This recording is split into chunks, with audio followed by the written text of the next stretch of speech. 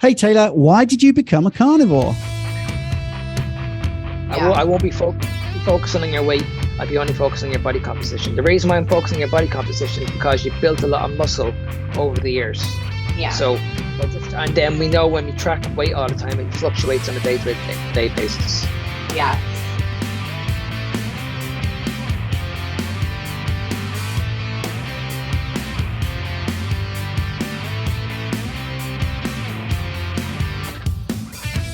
Hey everybody, welcome back to episode 140 of the SuperSetYourLife.com podcast. The conversations, plural, that you're about to hear are from my better half herself.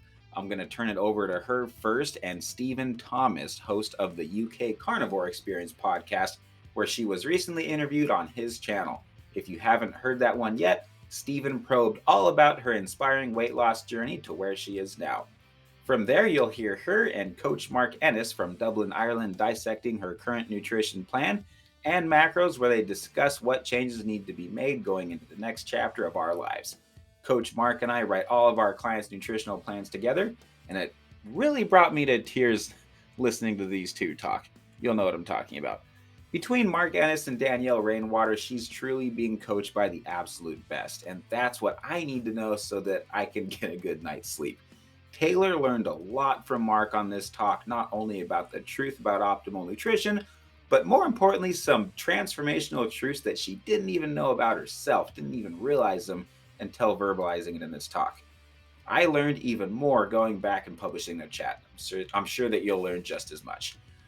I'm proud to be the husband of this remarkable woman, and I'm proud to work with Danielle and Mark in continuing to improve this lady's health every single day. Ladies and gentlemen, my one and only Taylor Milton. Let's turn things over to her and Stephen. Cheers. Hi, and welcome to another interview. Today, I have the lovely Taylor with me, and I'm going to get straight to the first question, as you know I always do. Hey, Taylor, why did you become a carnivore?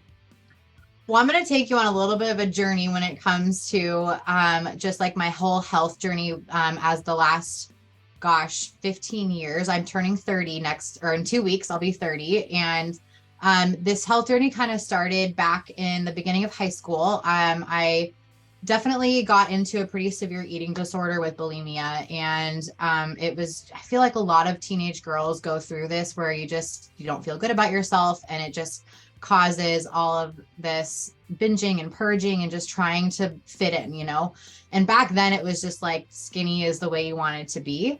But that's not how I am built. I'm a hockey player. I started playing hockey when I was 3 years old, and I played all the way through college. That's actually how Colt and I met. We met because we both played hockey for Eastern Washington University. And so being a hockey player, I have a lot of muscle, but that wasn't really in back then. So I was just on this mission to be skinny, and I was so unhealthy. I was eating, I never really followed a meal plan. It was just what was in when I would read magazines and stuff like that, trying to find something to help me become skinny. And that was just like my mission in high school. And I became super unhealthy mentally, physically, emotionally. It was just this awful roller coaster.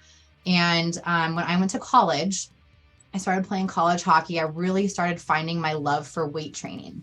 And that's kind of around the time that I met Colt. We met our freshman year and we started lifting weights together. And I really started to heal my relationship with my body at that point, because it had been just this cycle of almost 4 years of just binging and purging and doing a ton of cardio. And it was just awful. And I was very unhappy, and it was just something that I knew I needed to change. And so Colt came into my life and we started working out together. We started playing hockey together and just kind of healing this part of my life that needed to be healed. And, fast forward a few years, we get married. And after about 4 years of marriage, we get pregnant with our first child. And I ended up having a miscarriage. And it was a very traumatic experience for both of us. And I kind of just had felt like my body had failed me. It failed us. And I, at that point, was on a mission again to get as healthy as I can be. I've never heard, at this point, I don't think I ever heard about keto, ever heard about carnivore. It was just at that point, we were kind of dabbling in the paleo lifestyle, which worked really well for us for a little bit, but it was a lot of work. And I still was dealing with some like gastrointestinal issues when it comes to like just things not agreeing with me. And so I thought cutting out dairy was going to be the solution, and it wasn't. And it was just a lot of stuff. And my hormones were all over the place after being pregnant and then going through a miscarriage. And then 2 months later, we get pregnant with our son, James. And my pregnancy was really difficult. Both of my pregnancies were. And I developed preeclampsia at the end of my pregnancy and ended up gaining almost 90 pounds, and 70 of that was water. Because after I gave birth, I think I lost 70 pounds within 3 weeks because it was all water. It was just crazy. I was so swollen and I was just really unhealthy. My blood pressure was up through the roof because of the preeclampsia. And I also had to have an emergency C-section with him. So enter into momhood after this massive surgery. That was an emergency. They had him out within 5 minutes. So it was a really hard recovery for me. And so I did not work out. I was trying to do my best to eat healthy during that year. We were still paleo. And then I get pregnant with our daughter, and they're 18 months apart. So they were really close together. And at that point I had started working out again, starting to feel myself, got pregnant with her, and then went through another awful pregnancy. Where I was just sick the entire time. I had preeclampsia towards the end. Thankfully, it wasn't as soon, but I did not have near as much issues with that, thankfully.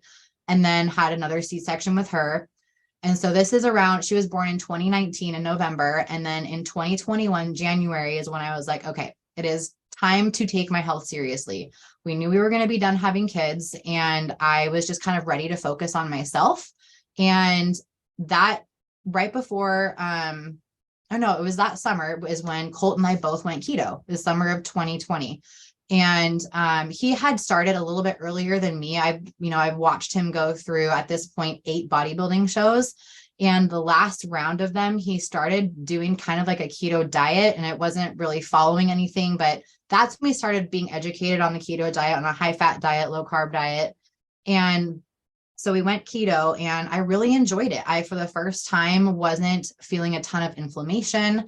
It was kind of dirty keto style. I was not tracking anything. I was eating still a lot of vegetables.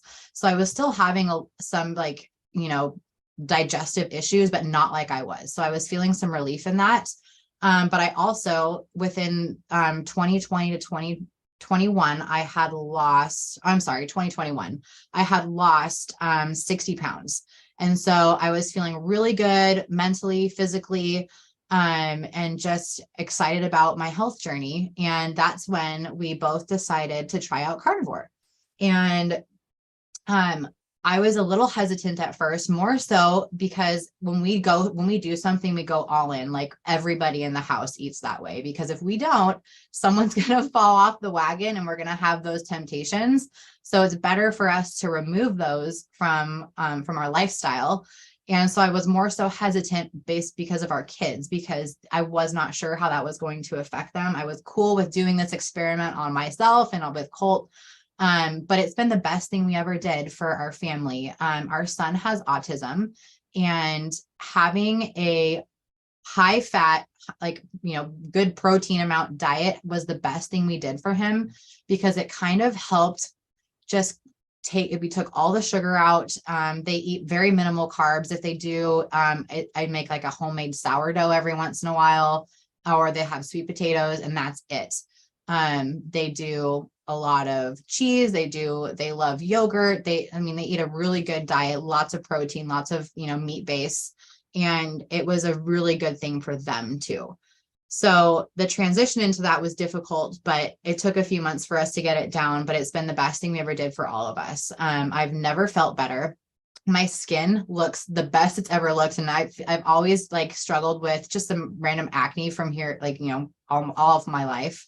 And I think a lot of that has to do with my hormones being up and down from pregnancy.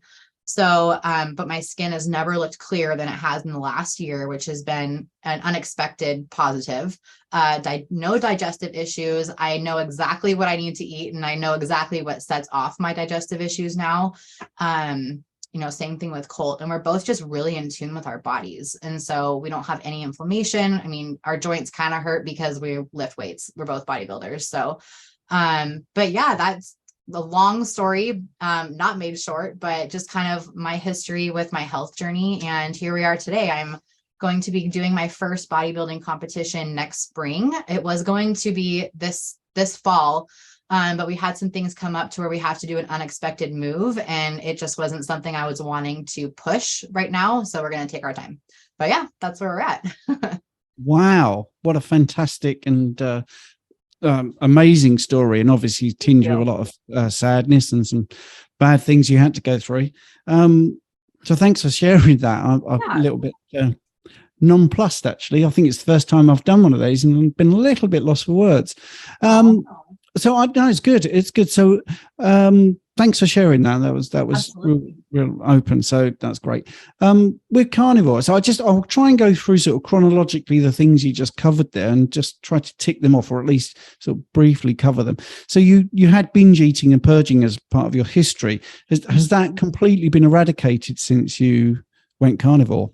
Yeah, I think kind of once I met Colt is when I was able to pull myself out of that. A lot of it was just, I was going through a lot. My parents were going through a really nasty divorce, and it was kind of like an emotional coping mechanism at that point for me. And just a lot of other things that were going on in my life that, not that Colt solved, but having him as someone that I could talk to really, I think, pulled me out of that. And it took me a while to be honest with him that I was struggling with that. Because it's, it's kind of embarrassing. I mean, at that point, it was an embarrassing thing for me. And now I'm not embarrassed, because almost everybody struggles with some kind of eating disorder, and it isn't talked about enough. So that's why I like to be transparent about it. But at that point, I think it was just the transition into that new relationship in my life, and seeing myself in a way that I wasn't able to see myself before, kind of pulled me out of that. But I will say, carbs are a definite trigger for me, and not if it's a little bit easier for me if I'm around them than it used to be, but they can trigger that emotion in my brain to want to keep eating them. And so that's why we don't keep them in the house. And, it definitely is something I feel like you can still struggle with. I wouldn't say it's 100% gone, because I would still have this tendency today to emotionally eat. Like, I had a really stressful day yesterday, and I had that urge to want to eat more because I was just really stressed out. So I feel like that's a constant battle that most people deal with. So, yes. Yeah. And I don't know if I misheard, but I think I heard you say that you lost 70 pounds of water in 3 weeks. Now, did you ever get to the bottom of why that water retention was so crazy? So it was because of the preeclampsia. It's just a side effect of having that high blood pressure and the water retention. So they put me on a ton of Lasix. When I went to the hospital, I was induced 3 weeks early because of it. It had just turned really bad for my body at that point. And so I was on Lasix for 5 weeks, and it was just crazy. But I mean, the damage it did to my body with all that extra water, it was just, I have this photo of my feet the day before I went to the hospital, and they're literally that wide. I could not wear shoes and it was so painful. So, but I'm assuming the water retention was because of the preeclampsia. I guess no one really told me why. I figured that was a side effect. And also, when you're pregnant, you tend to hold more water too. So yes, yeah, but 70 pounds is excessive. And for people listening to the audio podcast, when Taylor did my feet were this wide, it's as wide as her face. 1 foot. Wow. Yeah. It was awful. Yeah. Sounds horrific. And you sort of glossed over one of the main things there. You said you decided to go carnivore. So what made that decision happen? Was it influencers? Was it just reading up? What was the reason? Honestly, Colt had read Sean Baker's carnivore book. It's back here somewhere. The thing of the carnivore diet. Yep. And he came to me and he's like, I think I just want to eat. I want to try for a month eating nothing but beef. And I thought he was crazy at first. I was like, what are you talking about? That's just weird. And then the more we talked about it and the more he kind of just showed me things and educated me, at this point, I had been listening to a lot of Robert Sykes's The Keto Savage podcasts, and they're very meat-based. At this point, I wasn't really meat-based. I mean, I was eating meat, but I was definitely relying on vegetables to kind of fill me up because I it was a transition for me. So I was, after he talked about it, I was like, great, let's just try it. So we tried it and we've never looked back. I think that's a really common phrase I've heard, and I include myself there. I did a 30-day, see how it goes. And 4 years later, here I am still doing it. And I think one of the things you said about no digestive issues is a really big thing that happens with carnivores, and your skin is better. And it sounds like the binge eating, the purging sort of is behind you. I did hear what you said about the emotional thing are still there. So what is your day of eating looking like? I know you've got 2 kids and, you're a busy mom as well. And, you're also working. So what does your day look like? So I'm trying to transition to 2 meals a day. It's just kind of hard because I work out first thing in the morning. So my appetite is pretty ravenous right after I work out. So what I do is I have 1.5 ounces of cooked bacon. So I'll just air fry some bacon. And then I have a coffee with some heavy cream. And then that kind of sustains me until about noon. And then I have, right now I'm doing some sausage and ground beef for lunch. Loving that. And then I do throw in some pickles every once in a while because I love pickles. And then for dinner, I do another rendition of ground beef and I'll do some eggs. So it's really plain and there's nothing like exciting about it, but I am tracking things right now because I'm doing like a mini cut with my coach, my bodybuilding coach, to just try to get for a month. We're just trying to get as much weight off as we can before we reverse diet and then start another building phase before I start my prep in November. So it's kind of the beginning. I'm only eating, I know calories aren't what people like to talk about, but that's how we're tracking it with her. I'm eating 120 grams of fat, 120 grams of protein. So about 1,400 calories. So per day. Yeah. Right. Okay. And it's low. I normally my maintenance is about 1,850 calories. So I'm eating about 400 less and I'm feeling okay, but I'm ready for it to be higher. So how tall are you? I am 5'3.5".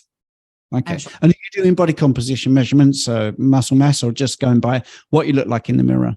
I am not doing any body composition measurements besides what I'm looking like in the mirror. I'm at the point to where I don't want to know yet. I'm tracking my weight, but I don't even know what it's at. Colt knows, but I don't because I don't want it to mess with my head. So, but I know I'm losing weight because my clothes are a lot looser than they used to be like 3 weeks ago. So. Okay. And for people that don't know, could you briefly explain what a reverse diet is? Yes, from what I understand, because I'm not a professional at this, I follow what Colt does, but it's just slowly adding calories back in to increase your metabolism. One of the big things that we found as bodybuilding coaches, and by we, I mean Colt and then me helping, is if people do a bodybuilding show or they cut their calories a lot, and then they all of a sudden add like 500 calories back in without going into that slowly, it just brings on a lot of fat gain. So our plan and our goal by adding calories back in slowly is to reduce the fat gain and just allow yourself to keep increasing your metabolism and getting to that point where you're at your maintenance calories. So cool. So, and is it your first bodybuilding show, did you say? Yes. Yeah, yes. Our kids are 5 and 3.5, and it's a little crazy, but it's going to be worth it. I'm really excited. At this point, I'm planning on doing the wellness category. We'll kind of see as time gets closer if I do decide to do something different, but that's what I'm training for at this point. It's not as, I don't want to say strict because it still takes a lot to get down to that body fat percentage for bikini and for wellness, but I don't have to learn like the bodybuilding poses if you were to do a physique or bodybuilding category, and I don't have to get as shredded. So I wanted to start there, and then if I decide I want to go more, then I can do more. So cool. Yeah. I did a bodybuilding show in my 20s. Nice. I'm one of those one and done. I did it. I enjoyed it, but I didn't do it again. I'm sure that's what I'm going to be too, but you never know. So yeah, but it's a huge experiment with your body and body fat percentage. And I loved that. I mean, I've always been a bit freaky, but at that point I was high carb, and I did speak to Colt actually when we did the interview. So if people are listening, they want to see Taylor's husband, Colt, Yeah, I've also got that interview on my YouTube. And as I was talking to him, I felt that bug. I wanted to maybe do it again. But anyway, so what does your training look like? Are you training three times a week? 6 days? I do 5 times a week. And so right now, because I'm doing my mini cut, I hate calling it that. That's what it is. I'm doing a cut right now. I do about an hour of weightlifting, and I have 3 lower body days and 2 upper body days. The purpose of the lower body days is to continue to grow for the wellness category. For those of you who don't know, it's different than bikini in the way that your bottom and top are disproportionate. So you want to have bigger legs, bigger glutes. And so that is my goal with doing the 3 days a week. And I'm very quad dominant. I grew up playing hockey and soccer. Like, I'm a very quad dominant, leg dominant person. So it kind of suits me. And then I do about 45 minutes of incline walking, or I'll do like 25 minutes at an incline, and then I'll take our kids for a walk. And our kids are, let's see, James is probably almost 60 pounds and Everly is probably 45. So, that's 105 pounds of resistance in our stroller. Plus I put ankle weights on. So I feel like it kind of levels out, but it's very doable. I mean, I wake up at 4:30, I'm at the gym by 4:45, and I'm out of the gym by 6:10. So. Yeah, that's good. That's good. I never thought of a stroller being like a sled, pushing that resistance there. Oh, especially if you're going uphill. Oh man. Yeah. And we have some hills around us, which works in my favor. So yeah, that's good. It sounds like you really have got it down. And when is the competition? So we're March now. So how far off is it? Yeah, it's about a year away. Well, it's at the end of April next year. So it's the one that I'm looking at there is one in Missoula, Montana, because we're moving to Montana in May. And so that's where all of Colt's family lives. And so it's a smaller bodybuilding show there. It's called the Big Sky. And the same promoters of that show do another one in Washington, which is called the Emerald Cup. And it's a really big show. So I'm probably going to do both. They're 3 weeks apart. So the middle of April and then the end of April. So I am really excited to do both of those. And are you finding that you're easily motivated to get to the gym every time because of the show, or are you always keen to work out anyway? Well, I mean, working out has been a big part of my life for a long time. I obviously took way too much time off when I was pregnant and then going through postpartum. But for the last 2.5 years, it's been a very big part of my life. And so I definitely go through phases where I'm more motivated and not. But at the end of the day, it all comes down to discipline. And it's funny, every time somebody hears that I wake up at 4:30, they're like, oh, I could never do that. But if you live my life, that's the only time that you have available. So you do it anyways. Like every day my alarm goes off and I don't want to get out of bed. But it's funny, I used to be one of those people that pressed the alarm the snooze button all the time, and I never press it anymore. It just is so habitual for me that I wake up, I feel good. And honestly, because my life during the day is so incredibly demanding, it's the least demanding part of the day going to the gym by myself because everybody is asleep. So I don't have any mom duties, wife duties, dog mom duties, business duties. Everybody is asleep. So it's just my time to focus on myself. And it's not hard. It's just, I made a decision this is my goal and I'm going to work for it. And I had to make it fit into my life somehow. And that's what it does. So. Yeah, you used the buzzword of mine, which is habitual. I'm always talking about habits, good habits. Yeah, if you don't mind me saying, you look amazing. You don't look 30, and considering you've got 2 kids and such a busy life, it's obviously working for you. But I think that's one of the things, because I'm also a personal trainer, that's not the main thing I do now. But, I still get a lot of personal training clients, and I also get a lot of inquiries, and they'll say, I watched this thing about... I did 30 days of push-ups. This is what happened. Is that all I've got to do? And then I'll get another inquiry. I saw this person doing 100 days of squats. Is that all I've got to do? And I say, no, the thing that's there is not the exercise, it's the habit. Is you get into a habit of doing something good for you every single day, you'll get a benefit. And I think that's fantastic. I can relate to the early mornings. I think once you get into a good habit of early mornings, it's very helpful because you don't have enough hours in the day when you're really busy. And I think that's a beautiful answer, that they're all asleep. So at that moment, you're not a mum. You're an individual going to the gym. Yeah, it's great. I love it. Yeah. Yeah. And you just grow to love it too. I think, especially when you're busy and you don't have those extra hours in the day, you just got to make it fit. And if those early mornings work for you, great. But for me, if I don't work out before 8 a.m., it does not happen. I can't push it off until later because too many things come up. Life is kind of unpredictable with our kids. And so I have to get it done in the morning or it doesn't happen, which is another reason why I only do 5 days a week, because our gym doesn't open until 7 on the weekends. So like I'll do walks on the weekends, but I don't go to the gym. So. Yeah. And I think that's actually always been a bugbear of mine, that the gyms are open for the convenience of the staff. And I feel sorry for the staff. I've worked in gyms, but in the end, the people that are really serious about training tend to do it first thing, tend to do it fasted if they're really, really serious. I'm not recommending that, by the way. You don't have to do it like that, but that tends to be how we all roll with it, to be honest. So it's probably not the right question for you because of this specialist thing that you're doing. But if you were not going for the show, would you be including fasting in your regime, in your if you're just a general day-to-day fitness thing? Would you do that? Colt's been talking about that. It's funny. He started intermittent fasting when I was pregnant with our son. And I obviously couldn't conceive the fact of intermittent fasting at that point because I was pregnant.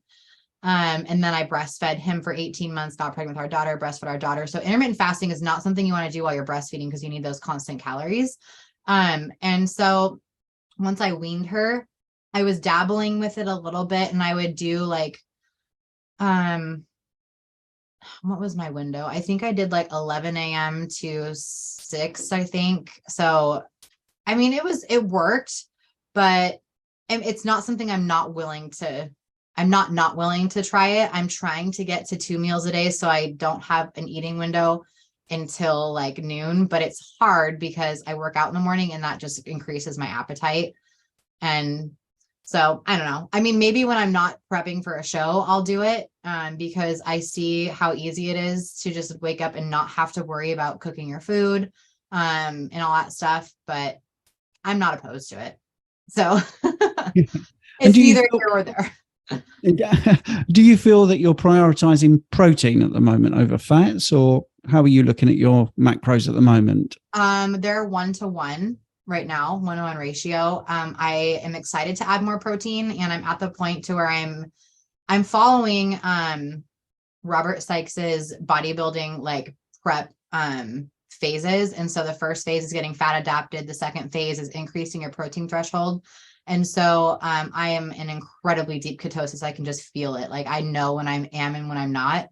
And so next week we'll be increasing my protein a little bit more. And then when we're on my reverse diet through my building phase, I probably am going to switch to a higher protein approach at that point, because it won't be necessary to be in ketosis because I'm needing to be building muscle at that point. So I'm very much looking forward to that. I'm ready for some more steaks.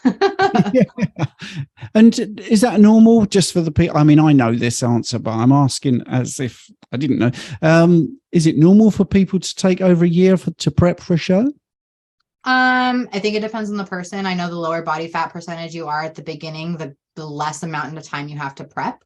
So I'm still, I still have more fat that I want to lose before I start my prep, which is why I'm starting so further away. I would say average, our clients do about a 25 to 30 week prep. We have a gal who is always at a very low body fat percentage. She runs marathons, she hikes mountains. And so I think she's doing a 6-week prep because she's like there almost all the time. But it just depends on the person. It depends on where you start at and everything. So. And do you feel did you see your muscle development? Are you seeing bigger biceps and everything you want, bigger shoulders? Yeah. And you know what? I've always had like what are they called? Feathers on your, what is Colt call those? On your quads where you have that quad sweep. I've always naturally had those, but I'm noticing it more. And then I'm noticing my shoulders more.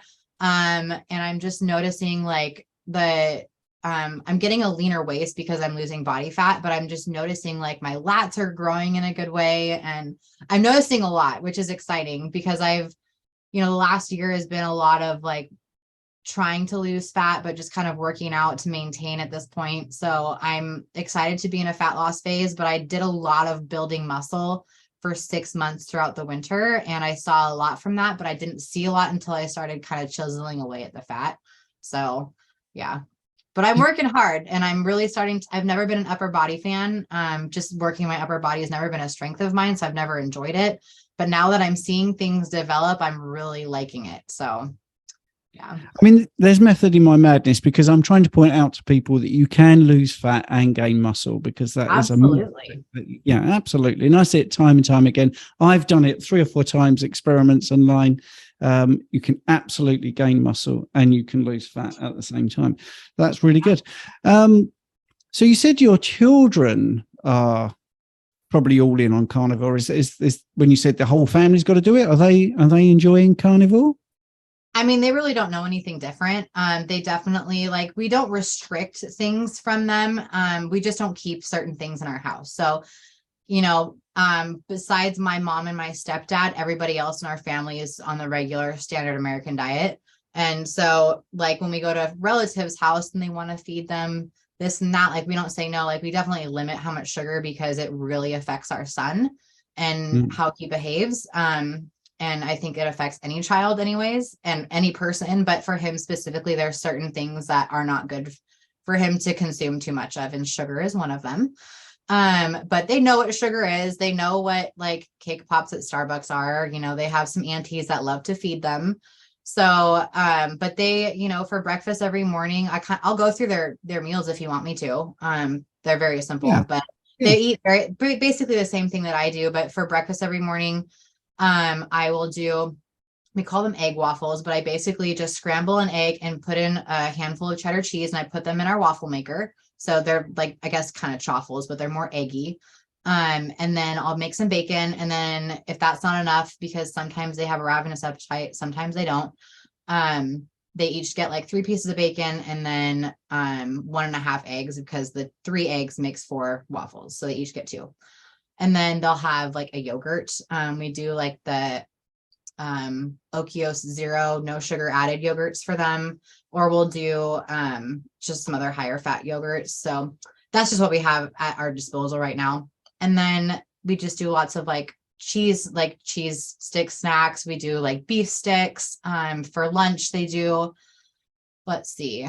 Today we're going to have some beef sausage for lunch. So that's going to be their lunch. And then they'll probably have some strawberries. They love strawberries. They love they love all kinds of berries. They love bananas. So I don't restrict that from them. And then dinner will probably be, I'm really on this ground beef mix. It's basically like a spaghetti sauce, but there's no noodles. And so I'll do ground beef, and then I'll do a Rouse marinara sauce mixed in with that. And then I'll add in goat cheese to make it creamy. And they love that. So that's kind of been our thing the last few days. Other times I'll do like some homemade chicken nuggets. What else? They love chicken thighs. We do a lot of smoking our own meat. So we'll do like bone and skin on chicken thighs. We just did ribs last week. We did a brisket. Like, it just kind of depends on what we're eating. They love pork belly. So pork belly is a weekly thing for them too. But yeah, I mean, it took time for me to transition them from having like snacky foods and just focusing on whole meals. And I definitely still feed them snacks, because our son has Colts genetics, and so he's really tall, and I swear is always in a growth spurt. So he eats a lot, and I swear he eats just as much as I do. It's just crazy. So so keeping him full is kind of a project sometimes. They also really love keto bricks. So I'll melt down keto bricks and put them in different molds, and they'll get to snack on those throughout the day. But I mean, it's nothing complex. We don't have crackers in our house, maybe some almond flour crackers every once in a while, but we don't ever buy goldfish. We don't ever buy anything like that. It's funny. We had a grocery delivery this morning. I do Walmart grocery delivery, and they brought us somebody else's order, and I could not believe all the food that was in this order. It was like frozen waffles and frozen like chicken taquitos and pot pies, and like, I'm just like, couldn't believe that somebody orders that for themselves to eat, but I forget that the way we eat is so different sometimes. So that's a memory I've got now, because my father-in-law a couple of years ago was pretty ill with a blood clot, and I did his shopping for him, and it was completely alien. I just couldn't believe it. Actually, I thought, I'm going around this supermarket buying stuff that, firstly, I don't even know where it is, and secondly, this whole trolley, I'd not eat anything in it. That was a really sad thing. So, what about fish? Do you have any fish? Because I noticed very beef and red meat heavy there. Yeah. What about you? Do you I love fish, but I can't eat it every day. Colt loves fish. I mean, he loves anything, but he loves fish. So he eats a lot of black cod. Black cod just became in season in Washington, and so I finally am seeing it at Costco. And then we'll do some salmon, but honestly, the price of beef is a little cheaper here than fish right now. And so I much prefer to eat red meat anyways, but I am not opposed to fish. I love shrimp. I love scallops. I love like all kinds of, I am not picky whatsoever. I just prefer to have like a fatty ribeye. That's just with some butter on top. That's my go-to. So I think I'm with you there. I think my favorite food is a ribeye. And just for people who have never met Rupert, I don't think you've met Rupert. My dog has decided to come in. So I'll just put him down for a second. Right. Okay. So thanks for that. That's brilliant. Yeah. We've actually come to the end of the interview. I think that's what he came to tell me, actually, time out. But that's brilliant. So do you have any final tips to sum up your life as a mom, a busy mom doing the weight training? Did you have anything to share with people to get them to look at carnivore? Well, I think in general, if I can run a business, be a mom, prep for a bodybuilding show, so can anybody else. I am not here to show, oh my gosh, look what she can do. I just want people to hear my story, to know that if I can do it, so can they. And that you can turn a pretty tragic beginning into a beautiful, not ending, but journey. And, it's a great one to go on. So. Okay. So I wanted to just get your opinion on my macros and then kind of the workouts that I'm doing. So I have a trainer, so Colt's not right in my workout plan, but she is down to just kind of do whatever. Right now we're doing kind of like a mini cut, and I'm not the biggest fan of mini cuts, but we wanted to kind of see how much body fat we could lose before we move. And I get busy doing that and kind of out of routine. So we've been doing, gosh, it's been a month now. And I think I've lost a little over 6 pounds, which is not as much as I was hoping, but I wish I could show you my photos. I don't know how to do. I guess I'll WhatsApp them to you, and you can. Yeah, send my WhatsApp if I have a look. Yeah. So how long have you been in the deficit now? A month. A month, okay. Yeah, I was at maintenance. And I don't want to work. I mean, because I only know it from the calories. Let me see if I can go back to see what those were in the macros. No worries. You can just send me them as well. Okay. We'll focus. We'll focus on calories. Tell me what the calories are. So right now I'm at 1420. And what's your weight at the moment? 191. Ooh, that's okay. Okay. It's low. Okay. But my maintenance is like almost 1900 is where I was at before a month. So how many calories were you dropping on a week-to-week basis? We haven't been dropping them weekly. We've kind of been keeping them at the 1400. We went from the 19 to 14 to go into a mini cut. That's what she wanted to do, because the gal I'm working with is a bodybuilding coach, or she does a bikini, and she coaches a bunch of bikini gals. And so normally she does their nutrition and their exercise and their workouts and everything like Colt does. Okay, let me just take a picture of my macros really fast. And while you're doing that, how are you feeling? Like, are you feeling good? Is your hormone? I'm definitely cranky, but it's not because I'm hungry. It could just be more of the stress of life. So, I'm feeling fine. Like, my period's fine. It's very regular. They're very painful, but that's about it. And that's not anything different after we had early. So other than that, I did have my hormones all checked last year. It's been about a year since I had them checked, but everything was fine. Thyroid was fine. The only thing that was kind of lacking was my adrenals. And so I've been on like an adrenal support, and I stopped taking it because it kind of made me sick. It made my stomach hurt a lot. So And I haven't been back to that doctor. I was seeing a naturopath for a while.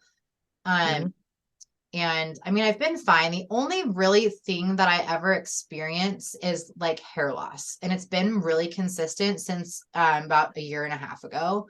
And I probably had like 3 times thicker hair before I had Everly. And then after that, it kind of just plummeted after I stopped breastfeeding, especially. So like taking a shower is so traumatizing, and washing my hair because so much hair comes out, and all of my hormones looked fine because we thought maybe I had like hypothyroid or something, and I didn't. So, and he checked T3, T4, free T3.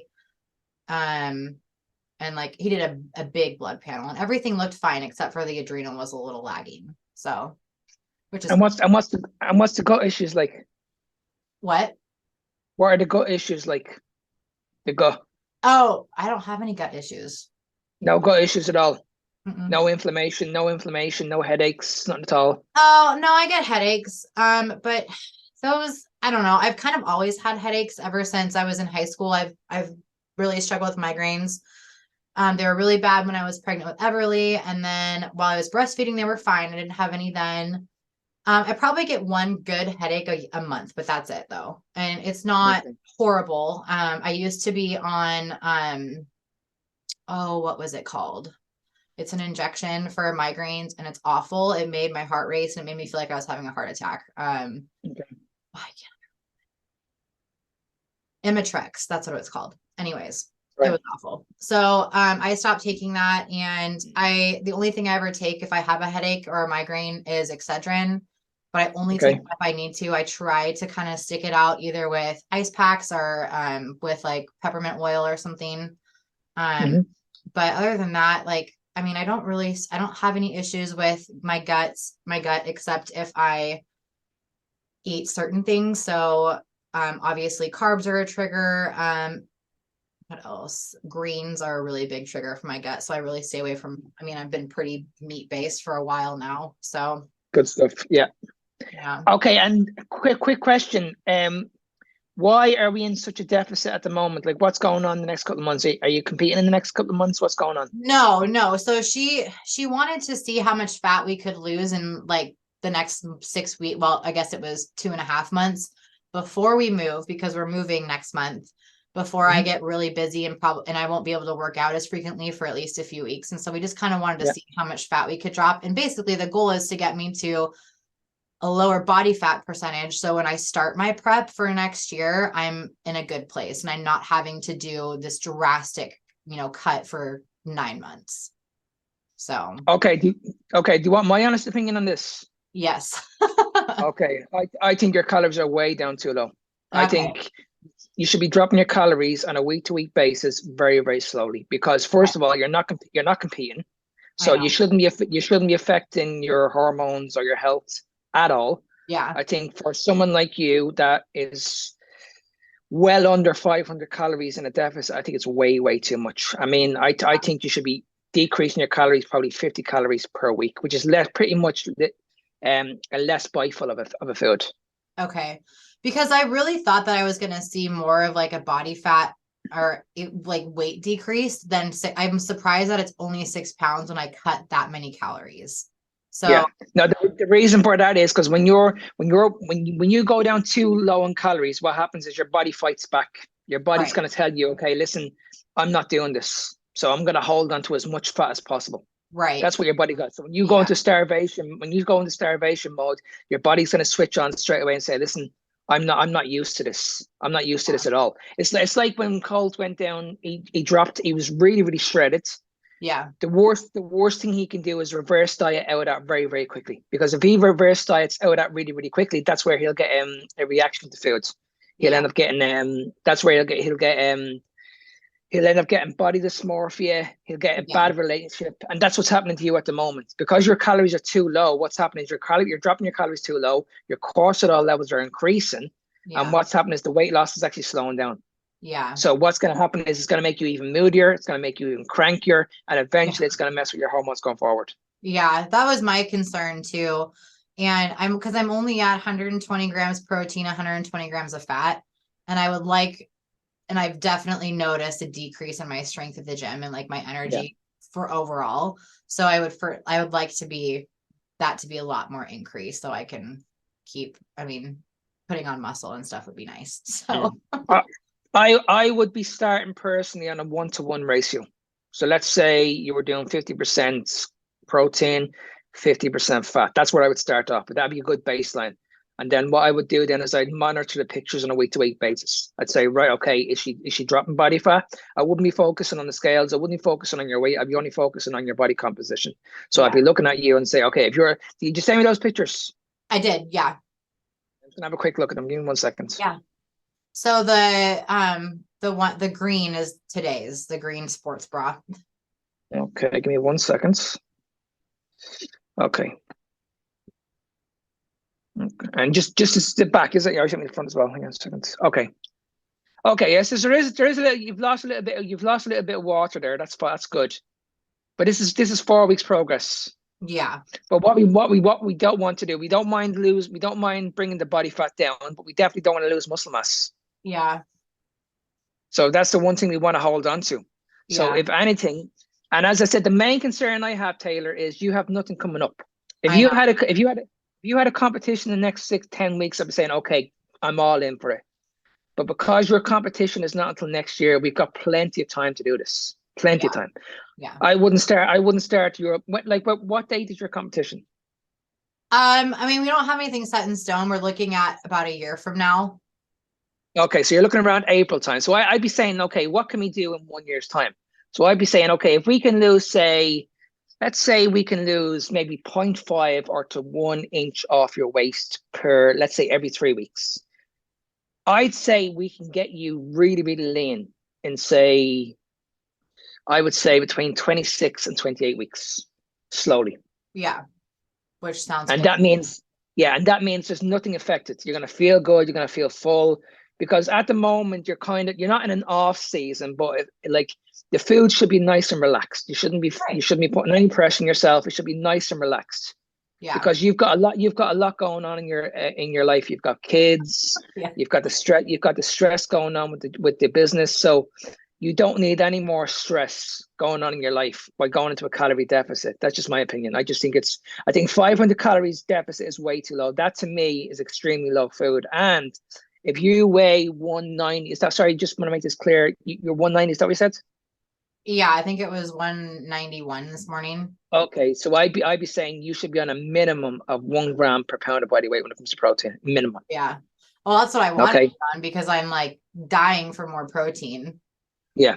So if you look at 1 pound per pound of body weight when it comes to protein, and then we do the same for fats, that would give you a 1-to-1 ratio. So that'd be a lot more that will be a lot more calories than what you're taking in now. Yeah. But I would say, okay, let's not focus on the scales. Let's focus on what you look like on a week-to-week basis. So are you still dropping body fat? Are you doing your measurements? Are you losing inches on your chest? Are you losing inches on your tummy? Are you losing inches on your waist? If you're losing inches and the weight's not going down very, very fast, well, that to me then is progress. Right. Yeah, because I'm gaining muscle at that point. I'm just doing body. Exactly. Yeah. Yeah. Okay. So what's going to happen is eventually then when you get down to let's say you lose 20 pounds or something like that, the goal is then, okay, to add that 20 pounds of muscle. Now, you're not going to grow 20 pounds of muscle in 1 year, but the goal is to remove the body fat and get strong. And then it will level out, because what will happen is when you start getting really, really lean, your body can actually eat more food. That's exactly what's happening to Colt at the moment. That's exactly what's happening to me at the moment. Yeah. My calories are well over a certain amount because I'm actually quite lean and I'm actually quite muscly. As the same with Colts, and that'll be the same with you. The goal is to do it slowly. Yeah. Do it very, very slowly. Do a reverse cut, nice and slowly. And then once we get you very, very lean, it's just a matter of keeping you there, keeping you at maintenance levels. Then let's say for about 4 or 5 months, and then let's say about 4 or 5 months out before the show, that's when we'll start doing a deficit. But I would say let's do it slowly again. 50 calories per week is all we need. Okay. That's good to know. That's just my opinion. I just think you're on too low calories, and I think eventually it's going to catch up on you. Oh, I agree. No, I do too. And the goal is to only do this for 2 months and then go back up. But she just wanted to see how much fat loss we could have in a few months before life got busy. And then I kind of got off of being able to stick to my meal plan and my workouts, every day until we kind of get settled when we move. So. Yeah, for me, like I don't understand why you would actually drop your calories and then bring them back up, and you drop your calories and then bring them back up. To me, it's like, okay, if you're gonna do it, let's just do it like on a baseline, like you're just dropping calories nice and slowly for a full year. Yeah. A full year. We don't need any of this reversing calories or upping calories or anything like that. You just need to do a full year's prep and do it at your own pace. So that means literally one less bite of a food per week, every 2 weeks or something like that. Yeah, that makes sense. Well, just a much healthier way to go about it too. And what then, talking about your training at the moment, are you doing too much like outside of the family? Are you doing lots of walking? Are you doing lots of gym? Like, what's your workouts at the moment? What's the volume and the time like? Yeah, so at the gym, I wake up and I go to the gym at 5, and I probably lift for about 45 minutes. She wants me taking longer resting periods, but I don't really have the time to do that because I'm trying to get in and out and get home. And then I haven't been the best about doing like post-workout cardio because she wants me doing 45 minutes a day. Cardio. Yeah, just walking. Which is not hard. I mean, so I tend to do like 20 minutes on an incline at the gym, on the treadmill, because I don't want to I don't like Stairmaster, and I don't want to get there now. So, that's why she has me doing walking, which is fine. And I would normally walk more at home outside, but we've just had torrential rain for basically the last month. So I've only been doing about 20 to 30 minutes a day of cardio. Okay. Yeah. But you have to take other things into consideration. You're still using up your NEAT on a daily basis. You're playing with your kids. You're making the food, so you're using up a lot of energy. Yeah, a lot of energy. So if you're using up a lot of energy and you're only eating 1,400 calories, what's going to happen is your body's going to fight back, and it's going to tell you, listen, I'm starving here. I'm going catabolic. Then what's going to happen is your body's going to eat off its protein, and that's what we don't. Or sorry, eat off its muscle mass. That's something that we don't want. We want to hold on to the muscle mass. Yeah. And I'm only working out. I'm only lifting 5 days a week. And then on the weekends, I'm supposed to be doing cardio, but most of the time I'm busy because James doesn't have school. So chasing the kids around the house. If we can get outside, we get outside. But I don't go to the gym for cardio on Saturday and Sunday. It's kind of just whatever I can fit in at home or outside. So yeah. But that's it. Yeah. I mean, it's less training than I was doing when Colt was writing my workout plans, because I was doing 6 days a week, but it's more lifting that I'm used to. And I guess I wouldn't say more, because she's at about 20 working sets, maybe 25 at the most. And but they're different exercises that I'm used to. There's circuits in there that I'm not really used to, like a lot of banded circuits. I'm lifting more reps, but not more weight, because I'm really focusing on time under tension, which is great, because my body feels better that way. I don't feel like I've been beat up after doing really heavy squats like I used to. So I really enjoy the training style.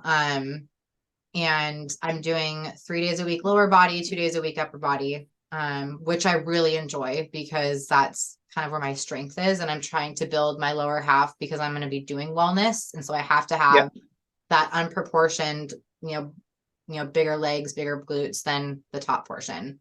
So, so I don't feel like I'm overtraining whatsoever. So I'd like to get more sleep, but it's hard because I have to wake up so early, and then the kids don't go to bed until like 8:30, 9 o'clock. And so like my only time to myself is when they go to bed. So I try not to stay up till 10, but I stay up till 10 most days. And then so I'm only getting about 6.5 hours of sleep. So that's going to have a major factor on you as well if you're training 5 days a week, because you're putting an awful lot of pressure on your body. So if you're not recovering from your workouts, eventually your performance in the gym is going to hinder. Yeah. And I have noticed that, because I think it just, lifts feel harder than they used to, especially the last like 2 weeks. So I definitely notice I'm losing my strength. And so we were waiting till I talked with you, because we both knew that we needed to up my protein. but it just doesn't make sense to be at this much of a calorie deficit. So yeah. And honestly, I just it's just my personal opinion. I think eventually you're going to hit a wall. I just think in the next, I'd say 2 to 3 weeks, 4 weeks max. I think you're going to be giving out the colts. I think you're going to be very, very cranky. And I think you're going to turn around and say to the colt, listen, I'm not doing this anymore. And I wouldn't be surprised. I think, as I said, we all have to start somewhere, and I would never criticize any other trainer. I'm just giving you my opinion. I just think it's way too low. I just think 1,400 calories is way too low. And she is about health and wellness. I definitely believe that. She does have a lot of lifestyle clients, but she also is a competitor herself. And so she's like, well, she's willing to do whatever it takes. And so I admire that aspect of this too. Because at this point I am willing to do whatever it takes, because I do have a lot of body fat that I want to lose, because I'm not where I want to be, even if I wasn't competing. So, I have a goal of getting down to, because my body doesn't look the same, obviously, but just being around similar like body fat that I had when we first got married. And I don't even know what that was, but I was pretty lean. And I would just, for a health perspective, want to be at that point, because I felt like I was at my healthiest at that stage. So I think I weighed like 140 when we got married, but I have more muscle now. And so I'm totally cool with like not getting there on the scale, but I want to body fat wise be at that place. So, but I don't even know what that was. And I understand all of that. But what I'm saying is, do you want to risk all of that just to look good? Like let's say to risk your health just to get in shape? Oh, no. Exactly. So that's what I'd be worried about. I'd be saying, okay, we can actually do this slower, but it will definitely look after your health. Yeah. And that's definitely what I want to do. I'm just saying, I'm seeing her side of it to where, she knows that I have a goal. So she's just wanting to do whatever it takes to get there. But she's also not in the same nutrition space that we are when it comes to, being carnivore or keto. And so that's also been a learning curve for her to see like my meal plan. And it's very like, she's really concerned about the fact that I'm not having carbs and whatever, but she also, trusts Colt with my meal plan. So it's just a learning curve for her. But but like workout wise, it's been great because it's just different than what my body is used to. So that's been good, but I am ready to up the protein. And it's odd because I don't feel like I'm hungry. So that's been another thing. It's like, hey, if I'm not hungry right now, I obviously have not, like, I need to increase my calories because I'm not feeling like starving, but my attitude is not where it needs to be, which is also a reason to why I know I'm hungry, but I don't get like that feeling in my stomach, like, stomach ache from being hungry. You know what I mean? So, but I know based on my performance in the gym though, I'm like, okay, we need to add some food back in just because I don't like the fact that I'm losing my strength so soon. So. Yeah. And I think the biggest factor going forward is just to listen to your body. If your body's telling you not to do something, you don't do it. Yeah. I think that's what's going to happen, because I think what's going to happen is the more you go forward, then your body will start breaking down. Your body will start talking to you a lot more and saying, listen, today's not today.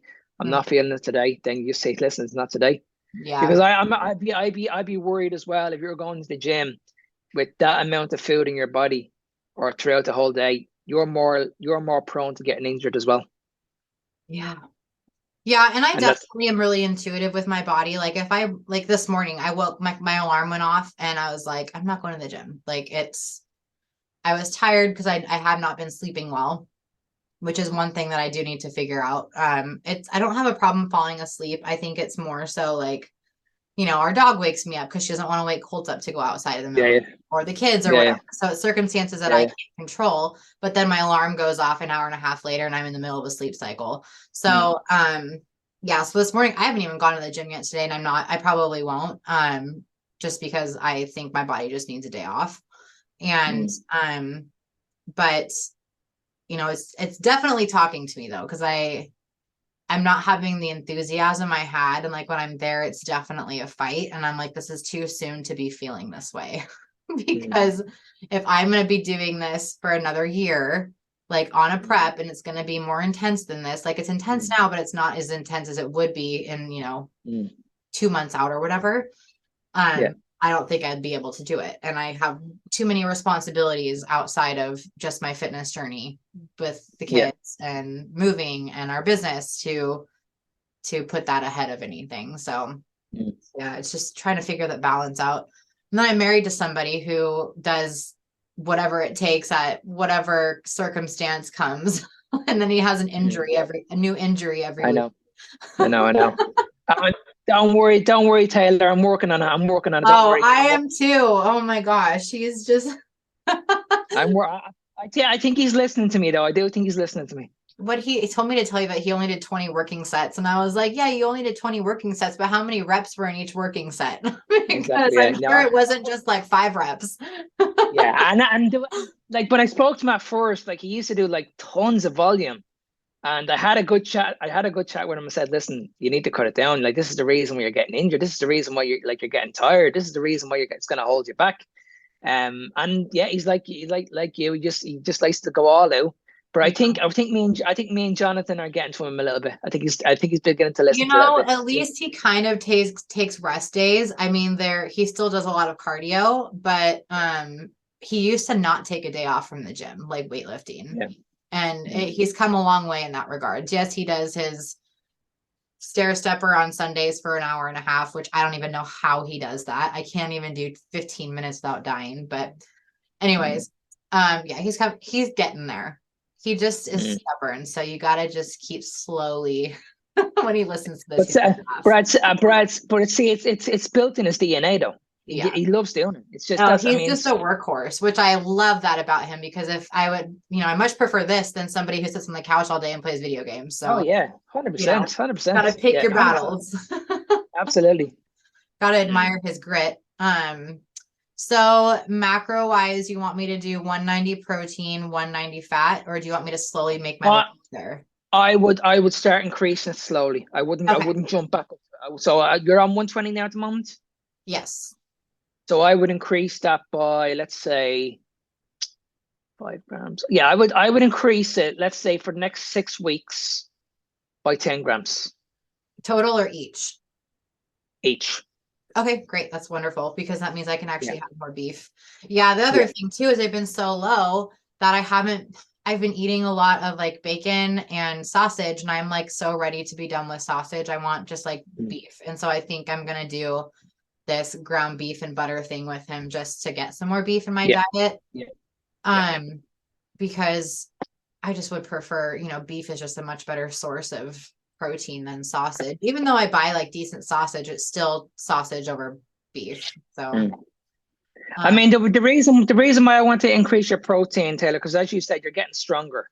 So I'd be happy if you were around, let's say around 150, 160. I'd be happy with that.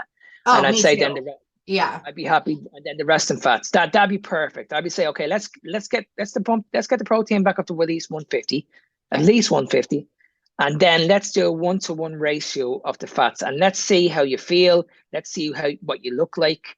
And if we're making progress, and the number of the scales is going down, and you're losing inches, then that's a sweet spot for us. And then all we have to do is just play that out month after month after month. Yeah. And then let's see what happens. So but I would definitely. Sorry, go ahead. No, go ahead. So for now, we'll just go with 130 protein, 130 fat. Yeah, I would go with 130 fat this week. Okay. Increase it again by next week by another 10 grams on each one. Okay. And then do it again on the third week, and let's see how you feel, and let's see how you look. Okay, you will know. By the third week, try to be at 150, 160. Yeah. I'd be definitely at least 150. And then what we'll do is then we'll have a look at the pictures. Keep doing your training. Let's just see what the pictures look like. And if nothing has changed with the pictures and you actually look better, well then it was the right call. Okay. Now what happens if I go the other direction? Just to play devil's advocate here. If you go the other direction, then it's just a matter of then just bringing the protein back down. That's all there is. Okay. But I wouldn't lower too much. I think we just need to keep you on a baseline of between 150 and 160 protein. And then what we'll do is then we'll keep the fats. When it comes to the fats, as long as they're higher than the protein macros, we're fine. So let's say you're taking in 150 grams of protein a day, right? Yeah. We know for every gram of protein there's 4 calories. So even if we eat like 120 grams of fat, that's still going to be more fats than proteins, because there's 9 calories per gram. Okay. So so what we have to do is just need to adjust the macros a bit here. So we can either lower the protein or lower the fat. So I'd be more in favor of lowering the fat, because at the moment you're trying to just maintain what you have. Right. And then when it comes to like you being in a deficit, then I'd be saying, right, let's increase the fats up to increase the fats to about 70%, and then you'll only eat about 30%. So that's when I'd say, okay, now you're going to be eating about 120 protein, and the rest is going to be in fat, because you're going to be in a slightly deficit. But because you've got nothing planned in the next few months, to me, it's just crazy to even think about going in a deficit when you've got so much going on in your private life. Yeah, I agree. Yeah, I definitely agree with that. And I'm excited to add more protein. So I would say definitely let's increase it by 10 grams. I would say let's go to a minute. You're on what you're on fats at the moment? 120 protein, 120 fat. Okay, let's not go any higher than 140, and let's increase the fats up to the protein up to 150. So by the 3rd week, you should be on 150 protein, and by the 3rd week, at least 140 grams of fats. And let's see what you look like then. Okay. So then what you need to do then is, go ahead. What we need to do then is just keep on focusing on your training.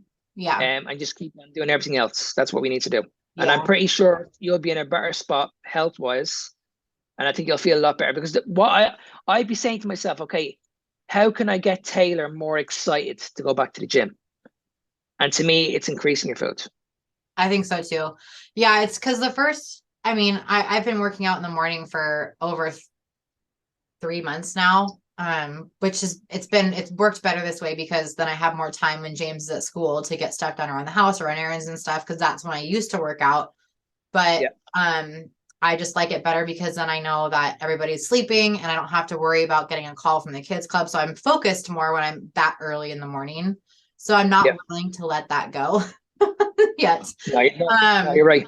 And I had a lot more enthusiasm for it, a month ago. And I think it's just taken, my energy is very minimal. I've noticed, like, even yesterday, like, I'm not normally a nap person, but I wanted to take a nap yesterday. And like, I laid down and definitely like dozed off a bit. And so like, my energy isn't where it needs to be. So I am excited to increase the fat and the protein. That'll be good. And everything you're saying to me at the moment, it just signs like fatigue. Your body's going through an awful lot of fatigue at the moment. And if you're going through so much stress, and you're putting your body through an enormous fatigue, that's just going to have a major effect on your health. Yeah. Colt's been, because he does his 2 meals a day. And I've never dabbled in intermittent fasting or anything, but like, what are your thoughts on it? Do you think it's something I should do? Because I eat breakfast, lunch, and dinner right now. Because when I work out so early, it really ramps up my appetite. So like by 8 a.m. I'm hungry.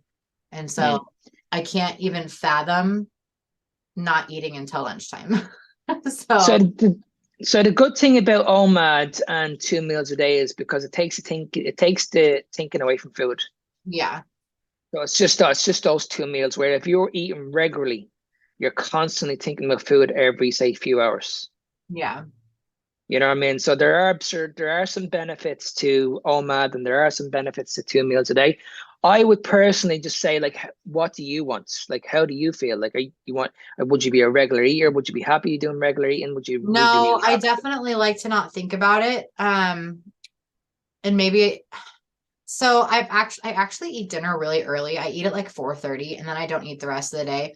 So it's kind of like backwards in the way that I do it. My eating, I guess, is technically earlier, but I stop eating at like 4:30, 5 o'clock, and then I'm done for the day. And then I don't eat until 7:30, 8 o'clock the next day. And how are you feeling with that? Fine. I just don't, Okay, I don't think I could back off. Like, I don't think I could, I don't think I could reverse it. I don't think I could do like what Colt does where he doesn't eat until like 4 o'clock.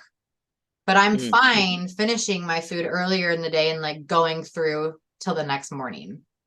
So my form of fasting, I guess, is it's a nighttime fast and later in the day fast versus like first thing in the morning. So it's reverse compared to what a lot of people do. And I'm totally fine doing that. Yeah, well, I'd say keep doing it. If you enjoy it, keep it in. Yeah. It's all about what you want. It's all about what you want at the end of the day. Yeah. Like even today, I guess I didn't even eat breakfast today. So I didn't eat until about 11 this morning. And the last time I ate was, 5 o'clock yesterday. So I guess I can deal with that, but like, I just can't fathom doing what Colt does, but he also eats dinner a lot later than I do. And then that's why he's able to fast longer. So I don't know. We'll see. For now, the 3 meals is working, and it's not like I ever have to think too much about it. Because it's not like it's complex meals either. It's just, it was sausage and then ground beef, and now it's just beef. So it's not like it's taking a lot of mental time to think about it like I would used to. So, and if it's not broken, you don't need to fix it. Yeah, I agree. Yeah. Pretty close there. Other than that, do you think I need to do anything different with my training, or do you think that's okay? With the training volume, I think it's fine. But what you can do is like say you're doing like an upper body session, you can actually introduce hamstrings into let's say you're doing like a back session. So what I do with clients is I do an upper lower session as well, but I always make sure my clients are always on 4 days a week. So I do upper, lower, rest, upper, lower, rest. So I always make sure they have 3 days rest. The reason for that is because we know that we actually get more results outside the gym. Hey everyone, Coach Taylor Milton here. Welcome to Skullbellz TV, the official YouTube channel of supersetyourlife.com, where you're going to discover a weekly upload of quick and easy to follow workout tutorials featuring Coach Colt, myself, or one of our athletes to keep your workouts fun, practical, and effective. Our family's latest keto carnivore recipes that fuel Colt's competitions and keep myself and our kiddos strong and healthy. Video uploads of the supersetyourlife.com podcast, now over 100 episodes. Your weekly dose of entertainment, education, and inspiration to fuel your life inside and beyond the gym, and much more. Last thing before we get into the video, we're asking a big favor from you. This has been working beautifully, so if you would please think of someone you care about that would benefit from this video, go ahead and smash that like button, click the share button, and text this video to them. That would mean the world to us. And while you're at it, make sure you hit the subscribe button so you don't miss more exciting content from Skullbellz TV, because our team has lots of meat and lots of muscle coming your way, and I promise you won't want to miss it. When you hit the subscribe button, you'll see a bell icon pop up. You want to click that too, so you're notified every time we release a new video. Thank you so much for the support. It means the world to us. Every like, share, and subscription helps our channel grow and supports our family's hard work. So thank you so much for doing your part too. That's all we ask. God bless you, and please enjoy this video. Because that's what's happening at the moment. What's happening is you're putting too much stress on your body by going to the gym. Some lifts are getting stronger and some lifts are not. Whereas you should be focusing on getting stronger every single week. Yeah. So what you should be doing is going into the gym and trying to get better at those exercises. Is the form right? Is the tempo right? You know, I mean, these are all more important than going from one exercise to the other. I would never get anybody to move to another exercise until I know that exercise was done correctly. Yeah. So I'd be watching the video and saying, right, you did not take that set to failure. You may think you did, but you did not take that set to failure. Unless you're coming off that machine shaking, you did not take that exercise to failure. Now, if you take that exercise to failure, I guarantee you will not go in and do it again. Yeah. Because your body's shaking. Your body's going to say, listen, I've destroyed my body. Why would I go back in and do it again?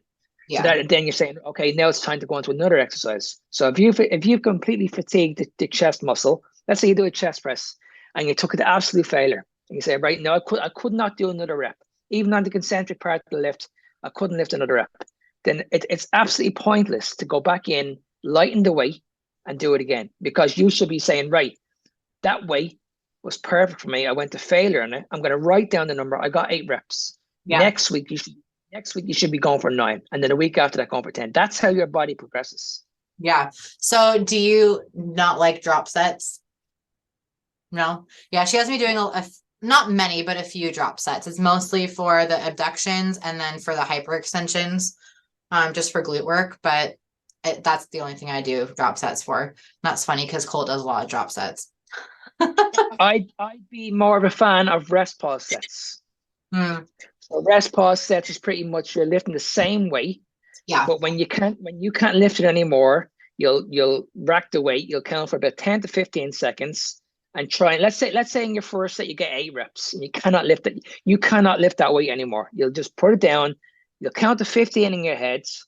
You'll go back into the set. You'll probably get about another 2 reps. Yeah. All right. Put it down again. Count to 15. You'll probably just get 1 rep. That's because that to me it makes more sense than a drop set. I would probably add in a drop set at the very end of someone's workout. I would never put it in at the beginning. The reason why I don't put it in at the very beginning, because you want to save your strength for all the big movements. Yeah. And that's where all of my drop sets are. If I have them, like I said, I only have 2 in my entire week. They're the last exercise that I do. Yeah, I don't have no issues with that. Okay.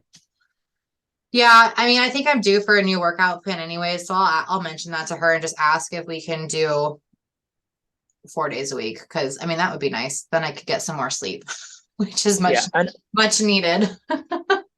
and honestly, Taylor, honestly, these are more important. Like when you're telling me that I need more sleep, I need more food, like this is your life we're talking about here. Like you're not, as I said, you're not going for a competition. If you were going for competition, then I'd be saying, okay, it's just like you need to just bite the bullet and go all in and just do it. But now you shouldn't be thinking about anything like this. Like you should not be risking your health.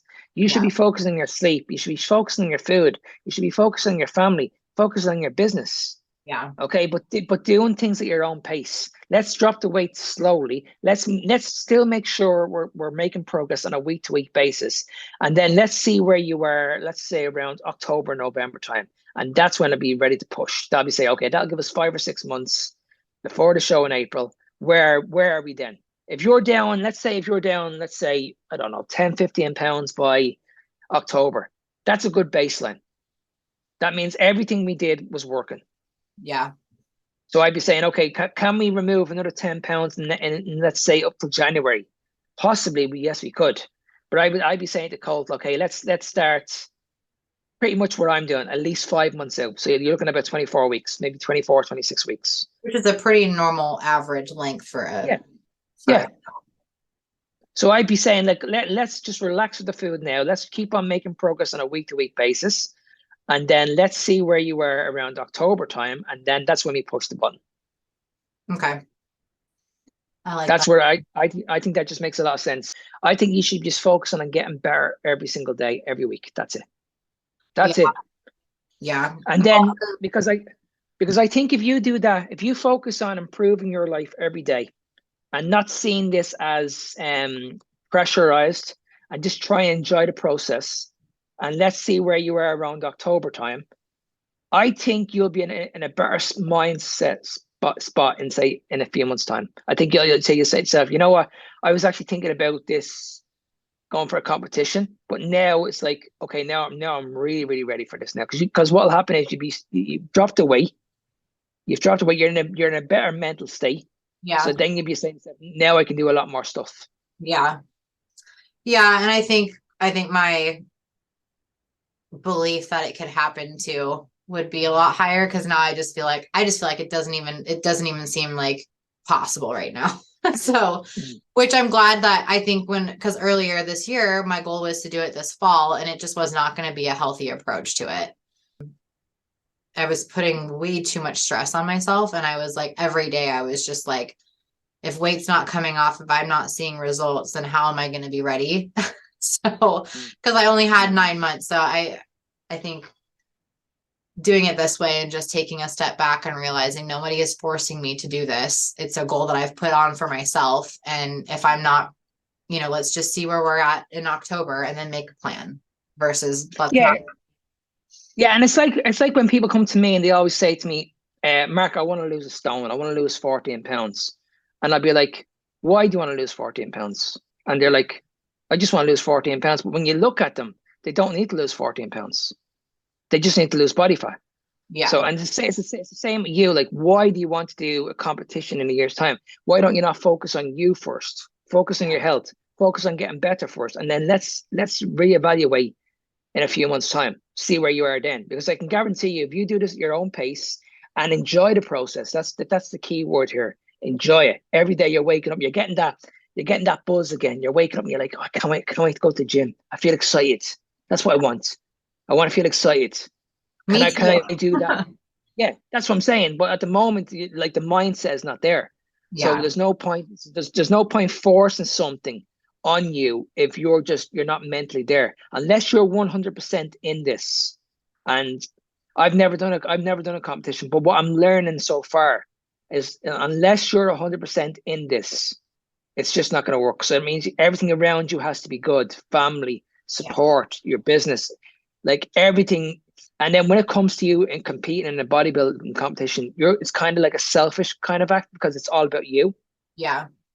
You know what I mean? So which is just something very hard for me to do because I don't like to do anything for myself. So exactly. Yeah. So that's what I'm saying. At the moment, I don't think mentally you're ready yet. I think we just focus on getting you healthy first. And then let's reevaluate what you're like in September, October time. And I guarantee you September, October time, we'll be having this conversation again and you'll be like, Mark, I'm ready. I'm really, really ready for this now. I feel really, really good after that last conversation.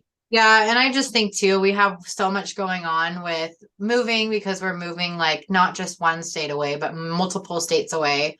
And, I have to get the house ready because I'm just trying to get because Colt's so busy working that not that I feel like I'm doing it alone, but I don't want him to have to worry about it because I want him to work.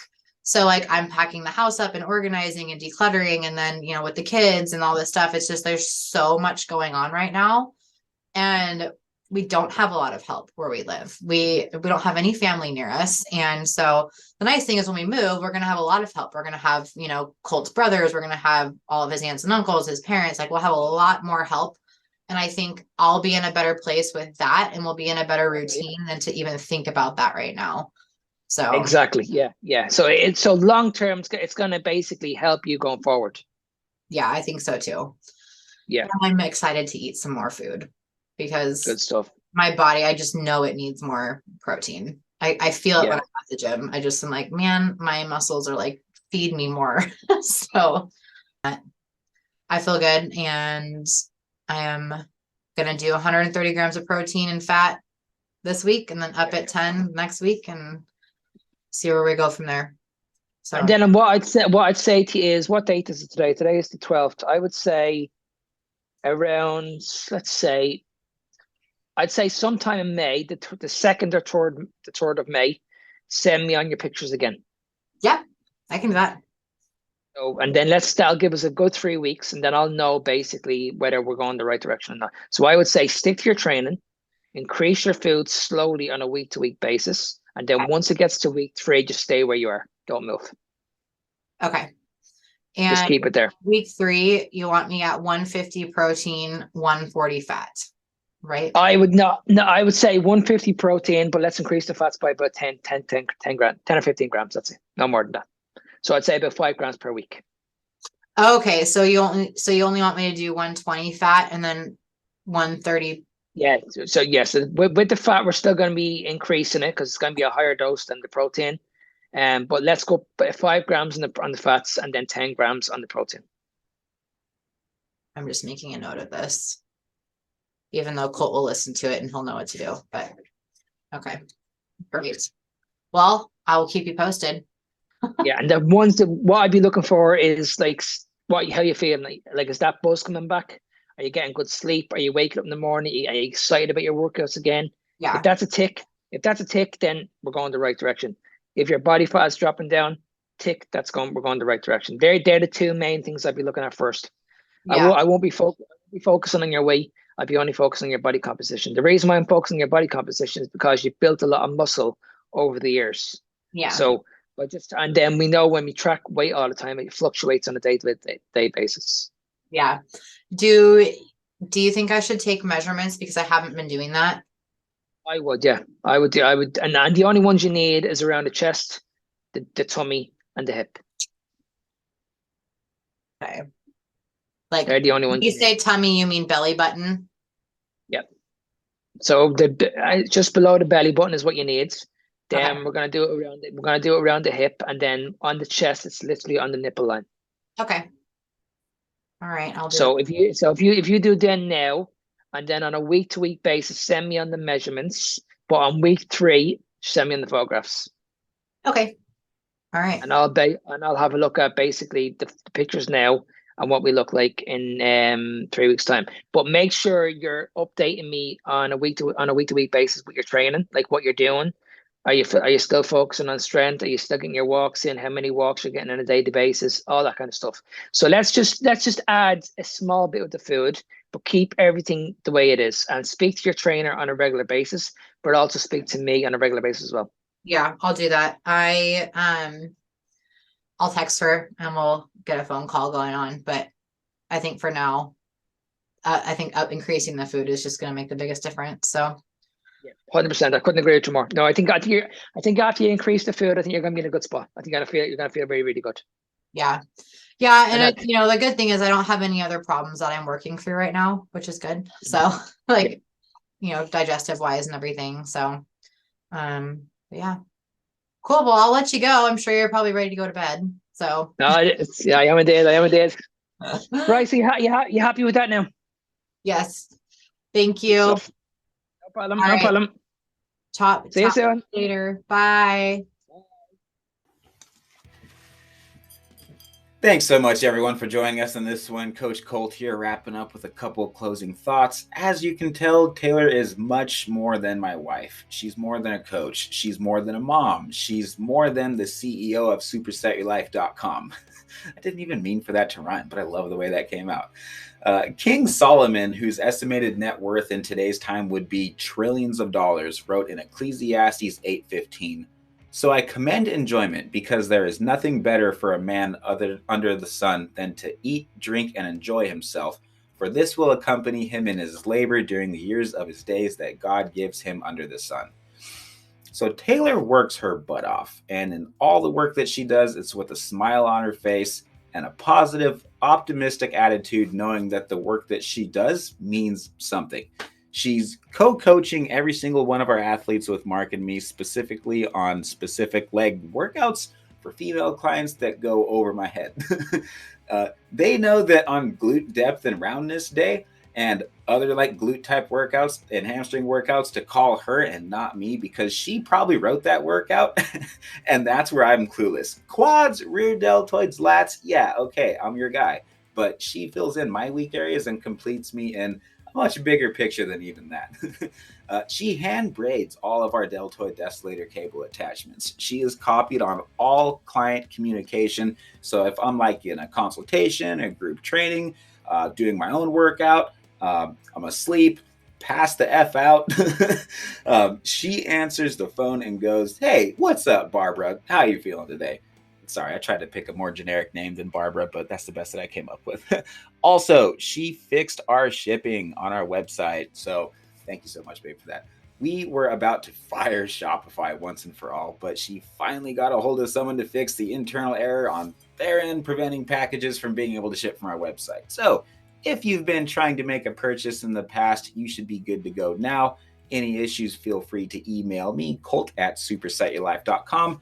I'll pay your shipping just for the confusion. That's how we've been doing it in the past. And now I think that we're all set there. So I just did our inventory too for all of our salts, bodybuilding supplements, merchandise, and Skullbellz products, where you can find them all, of course, at supersetyourlife.com.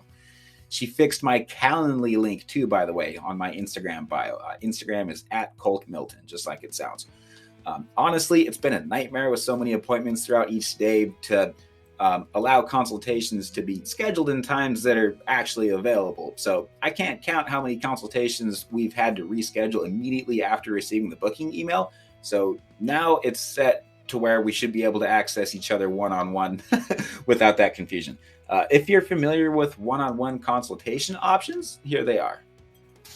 Oh, yeah. And on the subject of consultations, we're giving out free consultations this month for podcast reviews. So the podcast review of this week is from Nathan on YouTube. Left a comment saying, "Fantastic podcast, Colt. When Bart talks about hypertrophy, my ears prick up." He's talking about our interview with Bart K. And yeah, every time I listen to Bart K talk about hypertrophy or anything for that matter, my ears definitely perk up too. So Nathan, I just shot you a message back. Yeah, let me know when you would like a consultation, sir, and talk about nutrition, training, whatever it is that you want. So on that note, we are expanding our consultation options and pricing. Pricing for nutritional consultation has been and will continue to remain for now $150 for 60 minutes, $80 for 30 minutes. Nutritional consultations are 30 to 60 minutes of Q&A time over Zoom. So you can fire away with all of your questions about your current diet, your current body composition goals, how to achieve those goals. You're going to get a PDF meal plan that you and me build together that you'll receive by email. You're going to receive email support following the consultation from Taylor and or myself, a recorded copy of your consultation so that you don't even need to take notes, and payments are taken after the meeting only once you're 100% sure that you've received more value than what you expected. In addition, we're now offering one-on-one Zoom consultation for training, business, consulting, and speaking. So number one, training. Pricing is the same as nutrition, and instead I'm going to be ready to rock and roll in the gym, not here in the office on video, so that we can train, we can work out together. Business consulting. We never thought we'd be giving out business advice, and we're not business coaches by any means, but we've been doing this full time ever since losing our corporate jobs and are still growing strong. Praise God. We're happy to share what we've learned from other aspiring fitness entrepreneurs. So these are $30 for an hour or $20 for 30 minutes over the phone. Thanks for those that have been asking about those. So I don't know, I guess we're doing something right. Speaking engagements. Obviously, I like to talk. So whether it's basic weight training master classes for high schoolers, online posing classes, nutritional seminars, emceeing local bodybuilding shows, even stand-up comedy, really want to get back into that. I haven't done stand-up for quite some time now since the pandemic shut down all the clubs. But anyway, I'm always looking to stretch my creativity muscles. So if you'd like to chat about that, shoot me an email, colt@supersetyourlife.com for anything booking that way. And as always, we offer complimentary 15-minute phone calls concerning coaching membership options. If you're really serious about taking your physique from point A to point B, then let's just have a conversation and talk about prices and see if we can help. So links to everything can be found on our Instagram, which is @ColtMilton, COLTMILTON. You can hit up Taylor on Instagram too. That is TAYLORLEAMILTON. Taylor Lee Melton. And always feel free to email us if you have any tech issues with either of those when it comes to Linktree and Calendly and everything. We should be all set up there. We are super happy, super blessed, super honored to be followed on Instagram, contacted, and assist with all of your health and aesthetic questions. But as much as I love answering questions on DM for free for 2 hours every single day, my family deserves that time. So I'm sure you understand. Thank you from the bottom of my heart for respecting our family's time. Thanks again for listening. Share it with a friend if you found this helpful, please. The growth of our show has been 100% word of mouth up to this point. We'd really like to keep it that way. So thanks again, everybody, for spreading the positive vibes with us. God bless you, and catch you on the next episode.